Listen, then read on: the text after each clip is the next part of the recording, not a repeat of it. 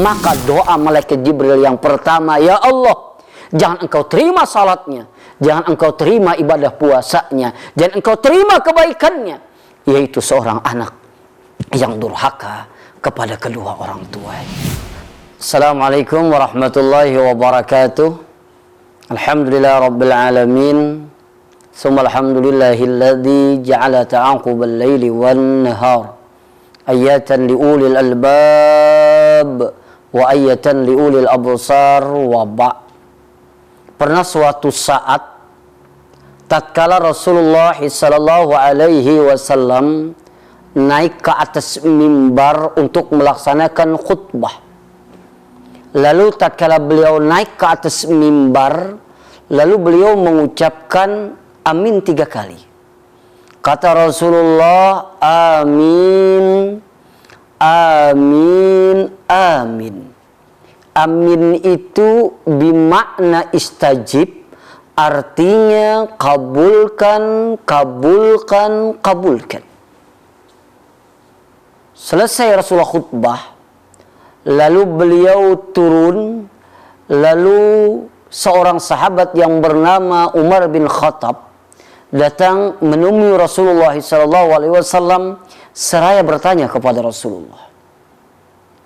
Apa yang beliau tanyakan? Ya Rasulullah, kenapa engkau mengucapkan amin 3 kali?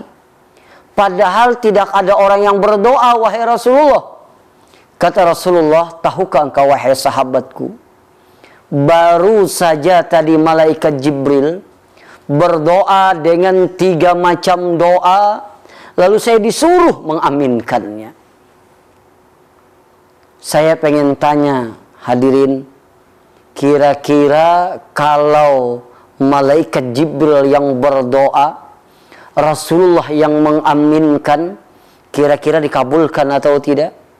Insya Allah dikabulkan.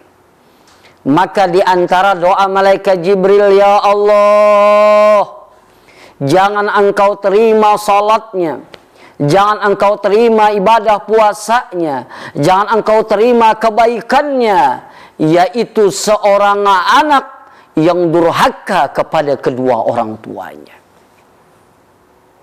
Kalau menjadi orang tua tidak pasti, tapi kalau menjadi anak sudah pasti.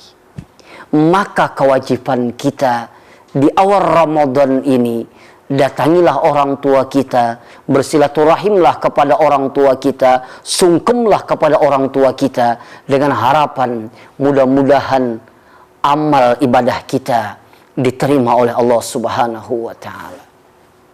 Bagaimana cerita Alqamah?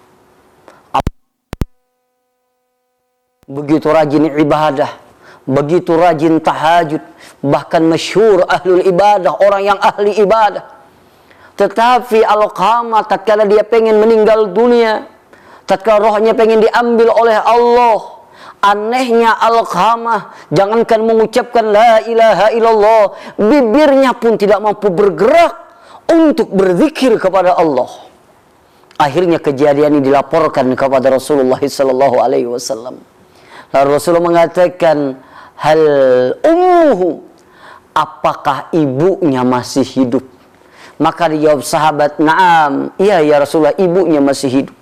Ringkas cerita, akhirnya didatangi oleh Rasulullah ibunya, lalu bertanya kepada ibunya, wahai Bunda Alqamah, adakah hal yang menyakiti hatimu? Maka ibu Alqamah mengatakan, benar ya Rasulullah, Alqamah memang rajin salat, Alqamah memang rajin tahajud, Alqamah memang rajin ibadah. Tetapi dulu tatkala dia masih sendiri, belum punya istri, dia begitu menghormati aku, begitu memuliakan aku. Tetapi tatkala dia punya istri, dia lebih memuliakan istrinya daripada aku. Aku tidak ridha ya Rasulullah. Maka kata Rasulullah, ibu Alqamah, tahukah engkau, sekarang anakmu pengen sakaratul maut, rohnya pengen diambil oleh Allah, dan dia tidak bisa mengucapkan la ilaha illallah. Kalau kamu tidak memaafkan dan tidak meridhakan Alqamah, maka Alqamah tidak akan meninggal dunia dalam keadaan husnul khotimah. Mendengar cerita ini, timbullah nurani keibuan Alqamah. Lalu dia bilang, saya ridhokan dan saya maafkan Alqamah. Tatkala ibunya mengatakan, saya ridhokan dan saya maafkan Alqamah, maka seketika itu Alqamah mampu mengucapkan la ilaha illallah dan meninggal dunia dalam keadaan husnul khotimah. Dari cerita sedikit ini dapat diambil kesimpulan, orang yang rajin ibadah saja, orang yang rajin salat saja, tahajudnya tidak pernah ketinggalan, masyhur terkenal ahlul ibadah, orang yang ahli ibadah, tidak bisa mengucapkan la ilaha illallah, lidahnya dikekang oleh Allah, tidak bisa berzikir mengucapkan la ilaha illallah, kecuali setelah orang tuanya meridhakan dan memaafkan Alqamah.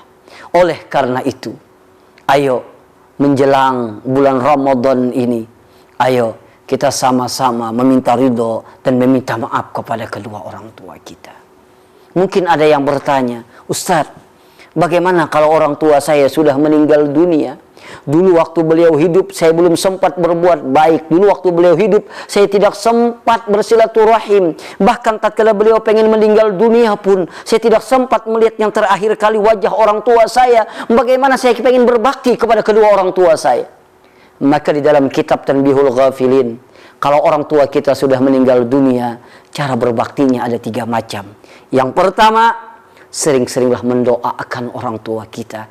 Karena doa yang sangat ditunggu oleh orang tua adalah doa anaknya. La turaddu, tidak akan ditolak oleh Allah Subhanahu wa taala. Dan yang kedua, sering-seringlah beramal soleh. Tatkala kita rajin salat, tatkala kita rajin ibadah, tatkala kita rajin zikir, tatkala kita rajin tahajud, secara otomatis pahalanya akan mengalir kepada orang tua kita yang berada di alam kubur sana. Dan yang ketiga, sering-sering menjalin tali silaturahim dengan orang yang pernah dekat dengan orang tua kita, om kita, tante kita, saudara ibu, saudara bapak kita, plus mertua kita, itu statusnya sama seperti orang tua kita. Maka doa malaikat Jibril yang pertama, ya Allah, jangan engkau terima salatnya, jangan engkau terima ibadah puasanya, jangan engkau terima kebaikannya, yaitu seorang anak yang durhaka kepada kedua orang tuanya. Lalu yang kedua,